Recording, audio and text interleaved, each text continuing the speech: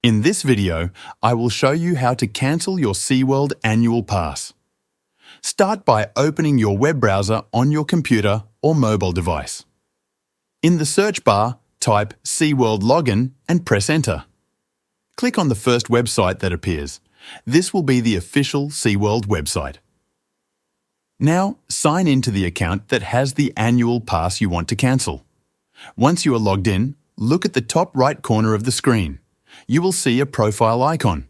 Click on it, then select Manage Account. Next, click on the View My Account button.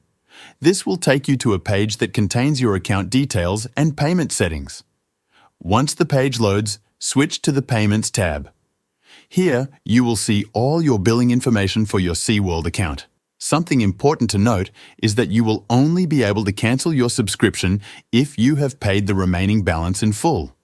If you have an outstanding balance, you will need to clear it first. Now, look for the Submit Cancellation button. Click on it and SeaWorld will take you to a page where you need to fill in some information. After submitting the required details, the cancellation process will begin. That's it. You have now successfully started the process to cancel your SeaWorld Annual Pass. If this video was helpful, check out more tutorials. Thanks for watching.